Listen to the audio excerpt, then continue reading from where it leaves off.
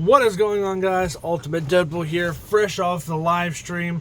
So real quick on the live stream recap, for those of you who missed it, that's fine.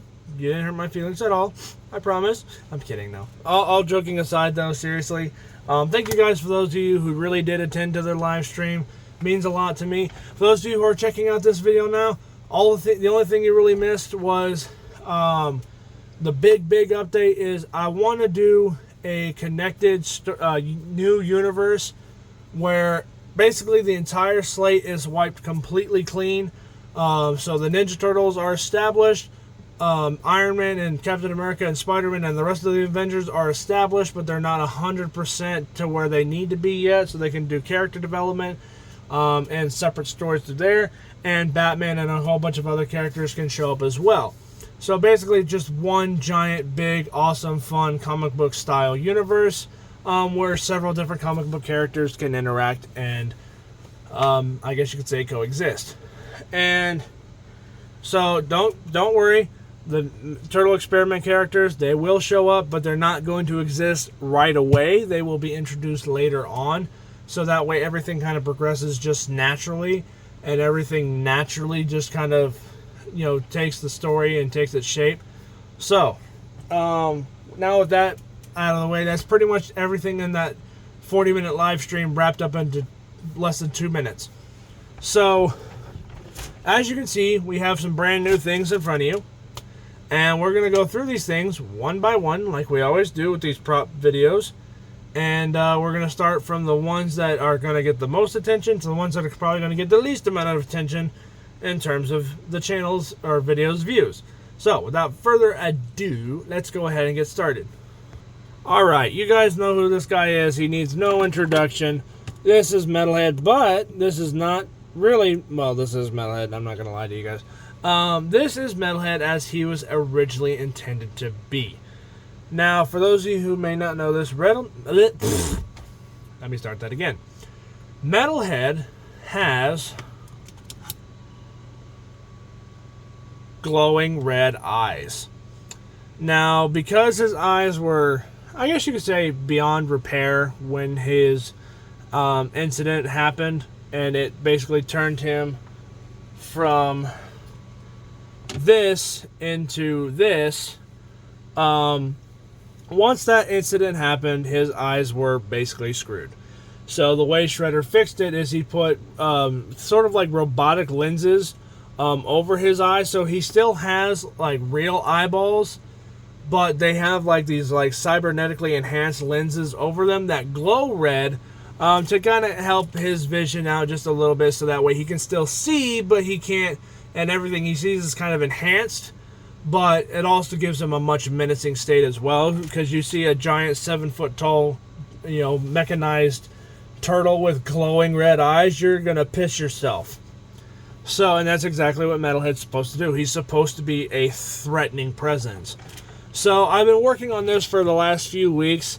I had an extra one of these Michelangelo Cobra Kai crossover turtles lying around. And I'm like, you know what? I want to do Metalhead right. I want to do it the right way. Because when I did this, don't get me wrong, this is great.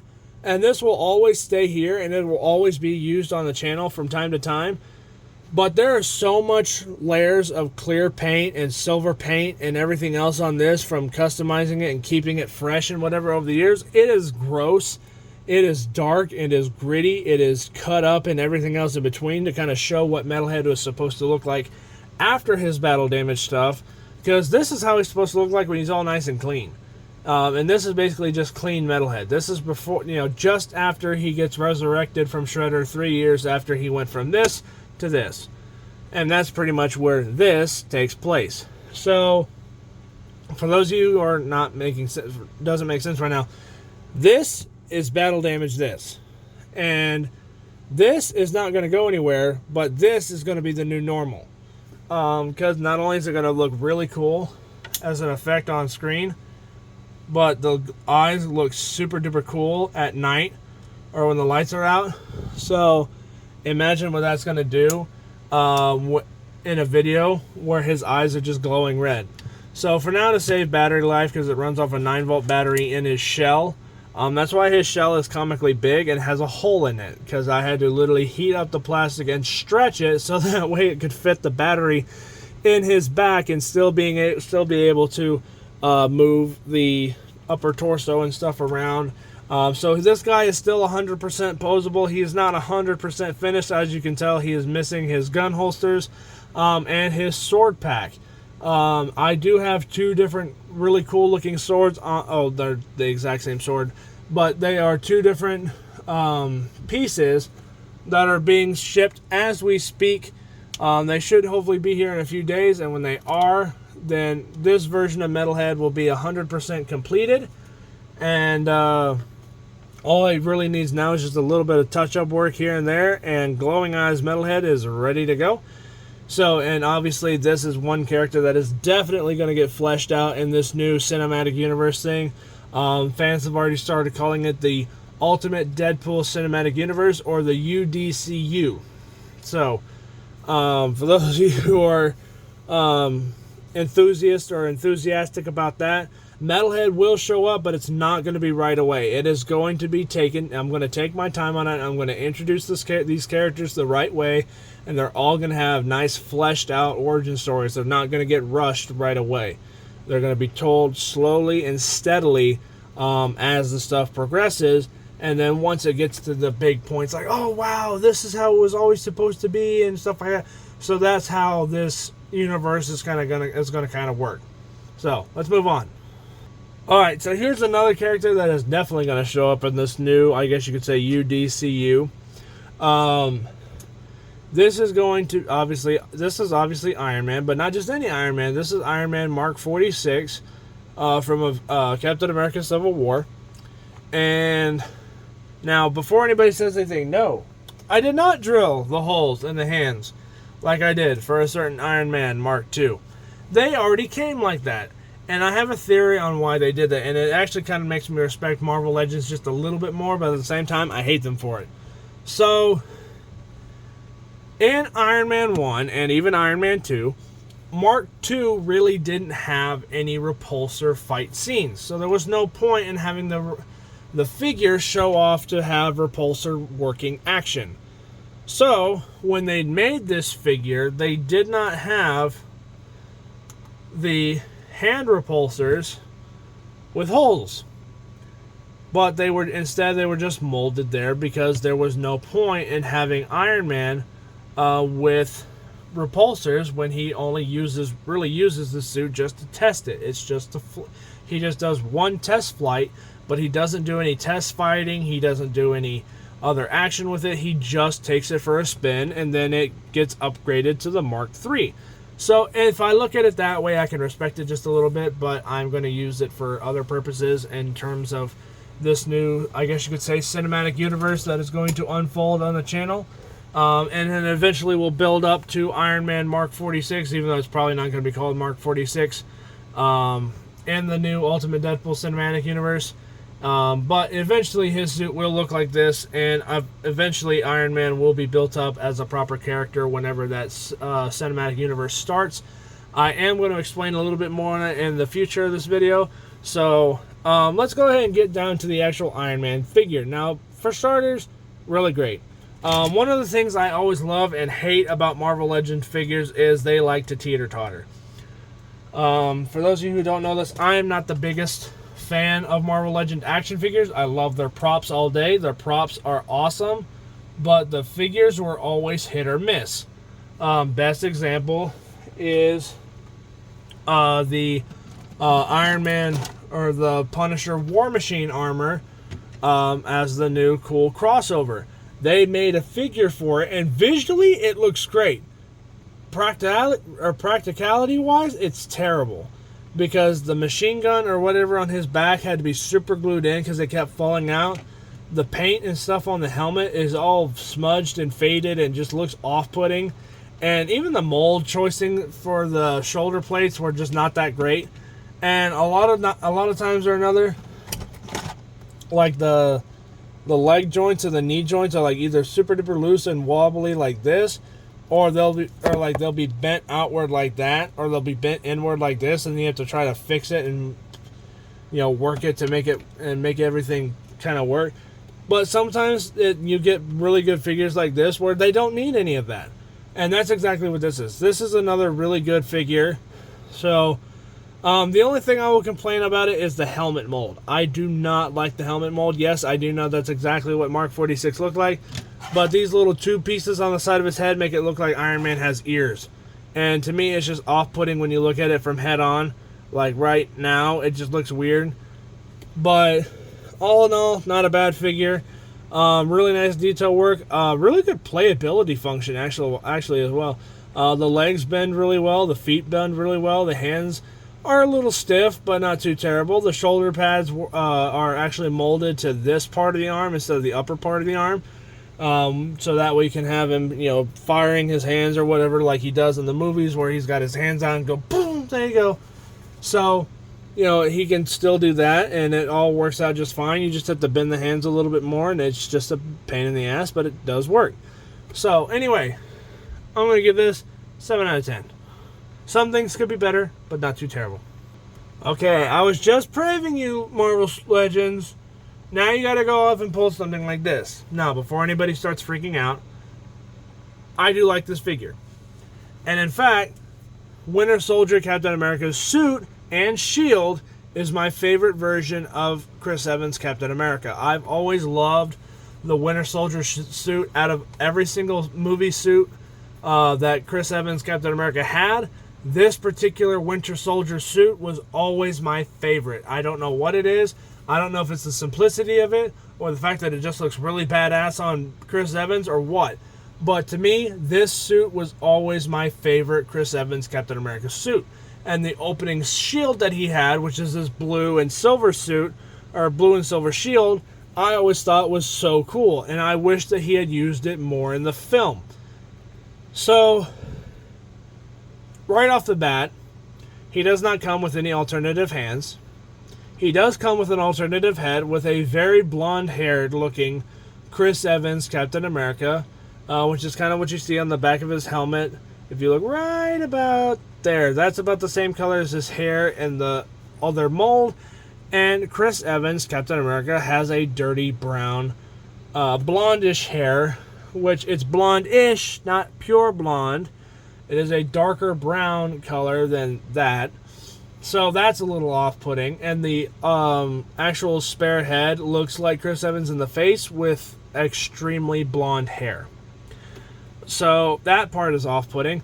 There is the shoulders and everything else on the legs and the feet and whatnot. Those all been just fine. The sturability and playability features of it are really fine. It's nothing major. There is one small problem though. You can tell his hand on his shield is bent backwards. That is because that's the only way his shield fits on his arm. At some point, I'm going to make new shield straps so that way the shield fits snugly on his arm, but not so snug that it cannot be removed. Very similar to how I did the Turtle Titan shield. It's going to be done kind of like that, except for Captain America's shield. So I have it positioned now to where it can, you know, visually, when he's standing in front of you like this, you can tell, oh wow, he's holding a shield. But then when you look back at it, it's like, oh my god, man, what happened to your hand? So that kind of takes it down a notch. The only other thing I'd take it down a notch is he cannot mount his shield on his back. That is a big thing that Captain America does. He likes to put his shield on this silver hook on his back and carry his shield around on his back. This version of Captain America cannot do that. Why? I don't know. But he can't do it. So, I'm going to give this figure probably a solid, again, 7 out of 10. It's not a horrible figure by any stretch of the word, but it definitely could use improvement. So, Marvel Legends, if you guys wanted to improve this thing or make a re-release of this version of Captain America, or even just Captain America in general, and you have the same defects as this one does, look into them. Because the brackets for the straps for his shield are just way too big, and his arm is not that massive, so there's no reason why his bicep or his forearm and his hand should be that big or that small compared to what the opening on that shield is. And then the gloves, the skin on the gloves could be a little bit better, But other than that, I mean, it's just literally just nitpicky crap because I'm a collector. So all in all, not a bad figure. This is definitely going to be one of the figures that shows up in the Ultimate Deadpool cinematic universe whenever that does happen. But Captain America is actually going to be one of the first characters introduced. But it is going to be a little bit different than what you're probably used to. He will still be frozen in ice and everything else. And he will still be, recently awakened and whatever. But he'll still be an established character. He's just going to be a little bit different than what you're used to. So, moving on. Okay, so you guys already know what's going on here. If you saw the live stream. These are the new Secret of the Ooze Ninja Turtle figures that I found at Walmart this morning, or this afternoon.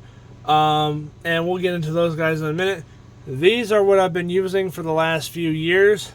These are unofficial NECA 1990 Ninja Turtle Jim Henson's Creature Shop movie adaptation Teenage Mutant Ninja Turtles characters. Try saying that 5 times fast. And these suck. The quality of them is not great. The design choices are great. So in terms of visually, they look great. In terms of functionality, they are terrible. And in terms of like actual, minor nitpicky things, they're not too terrible, but they could definitely have massive improvement, especially for since they are unofficial knockoffs.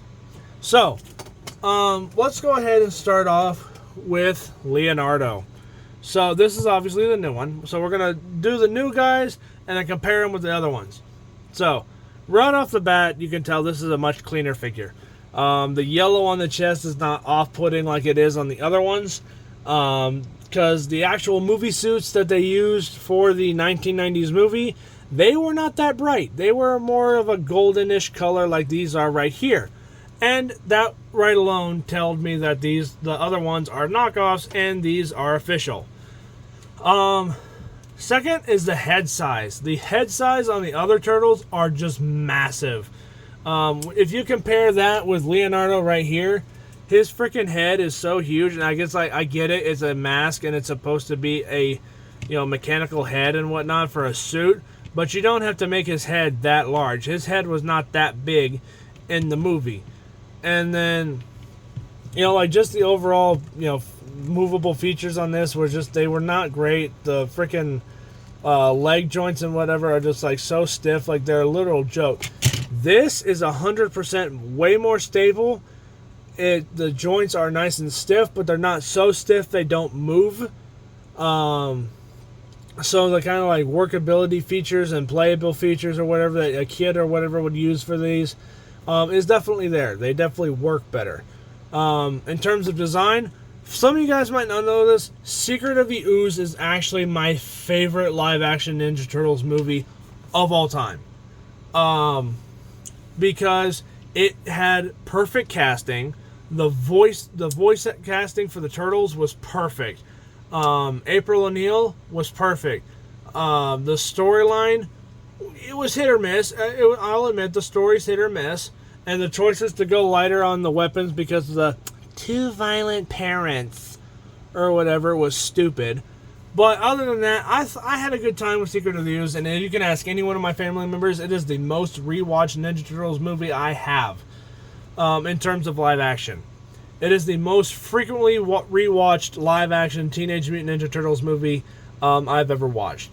In terms of actual movies, the 2007 movie is very close up there for it, alongside the some other animated Ninja Turtles movie. I'm not talking about that stupid Mutant Mayhem bullshit that just came out. I absolutely hated that crap and thought it was a disgrace to the word Ninja Turtles, because that is a parody of the Ninja Turtles, if you ask me. So, let's go ahead and break this guy down. So, in terms of visuals, it looks just like the Jim Henson's Creature Shop from Secret of the Ooze. Now, the eyes are perfect. The eyes on this are terrible.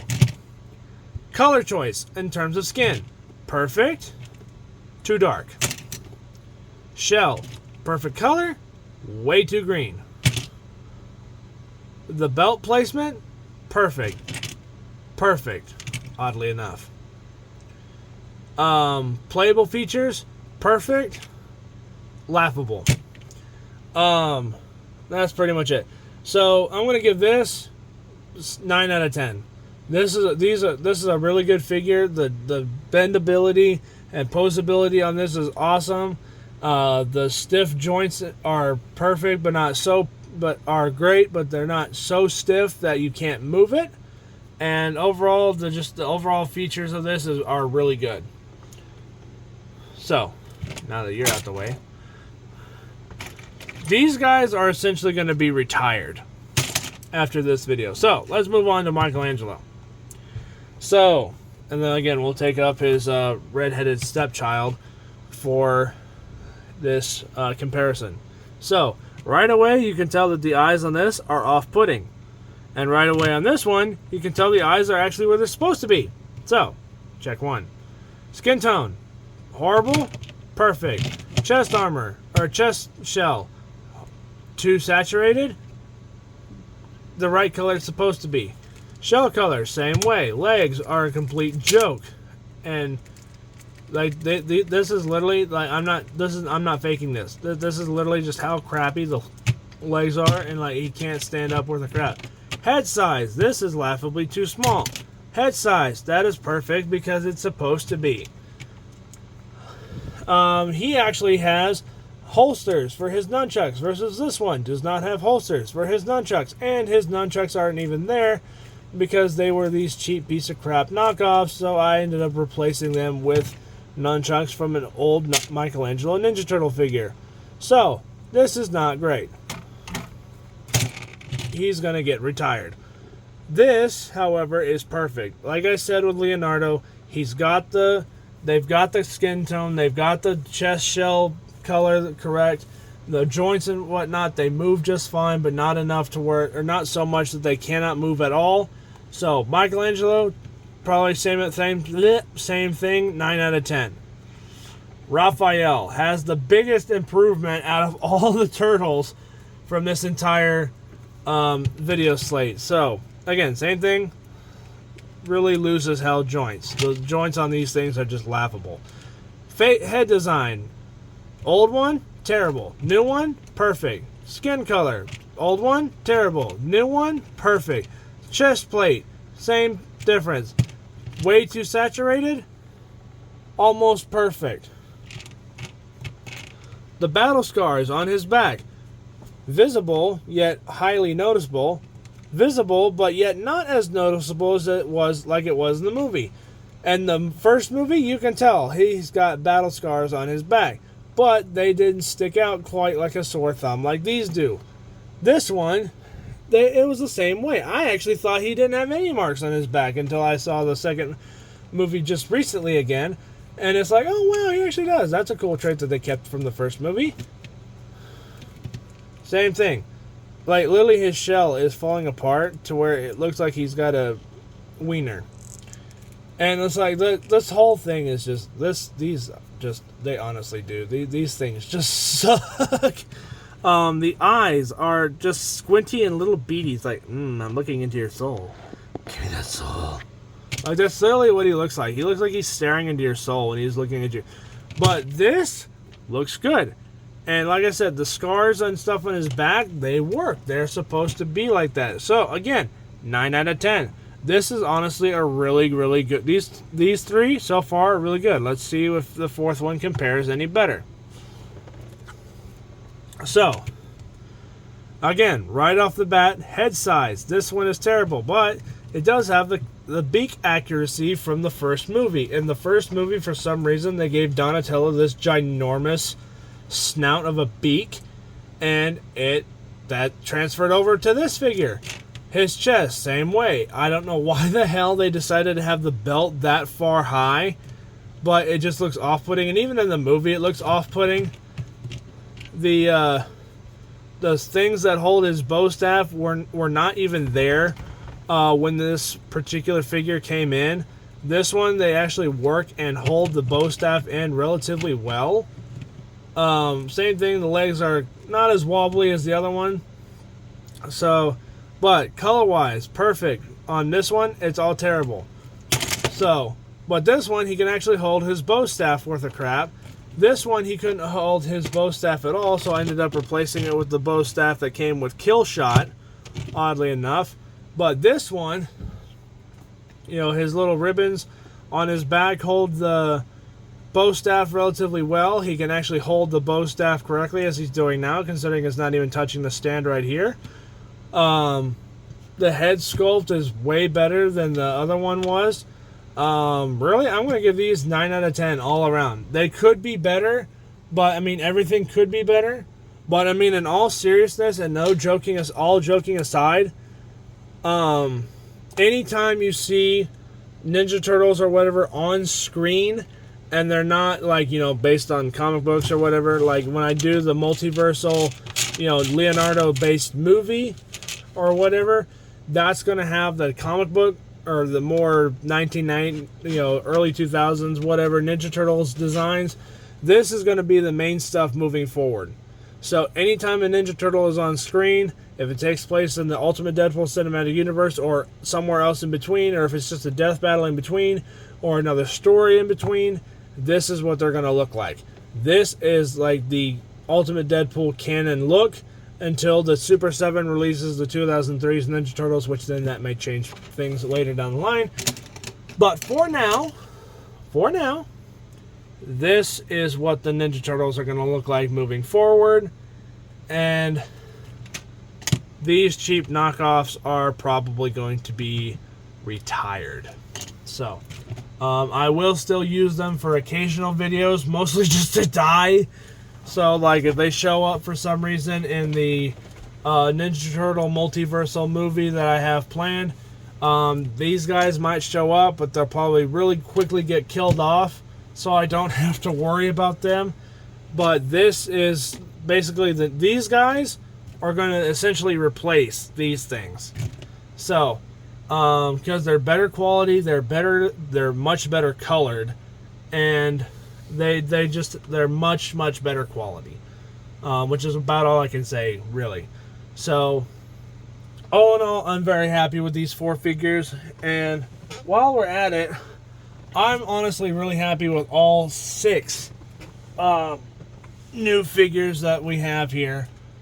Honestly, these guys are pretty good, and I am 100% stoked to be adding all of these characters to the new Ultimate Deadpool cinematic universe. I hope you guys enjoy this wonderful story and wonderful trip that I'm going to do. I hope everything turns out just fine. And if it doesn't, then I'll pull the plug on the cinematic universe. But for right now, everyone seems to see, everybody I've talked to and everybody I've that knows about it seems like it's has said it seems like a good idea and seems like it's going to be fun. Someone has actually said it's going to be peak Ultimate Deadpool, so I'm hoping that's going to live up to the case. But I'll do a video kind of explaining it a little bit better, and I'll go into a little bit more depth than I did in the live stream. So for those of you who did miss that live stream, don't worry, it's all going to get recapped on a future video. But just for now, just know that there is going to be a cinematic universe where the Ninja Turtles, Iron Man, Captain America, the rest of the Avengers, maybe some X-Men characters, and any DC characters, or really anybody could show up. The Ghostbusters could show up. Godzilla could show up. Batman could show up. Hell, you know, Knight Rider can show up. You know, hell, the Looney Tunes, if I found Looney Tunes characters, can show up. You know, Sonic the Hedgehog can show up. Shadow the Hedgehog can show up. Five Nights at Freddy's can show up. Literally anything is possible in this new Ultimate Deadpool cinematic universe. And I'll explain all of this in a later video. So again, thank you guys again so much for watching. I really do appreciate it, and I will catch you guys all next time on Ultimate Deadpool. Peace out. You guys are awesome. I'll catch you guys all later. Bye.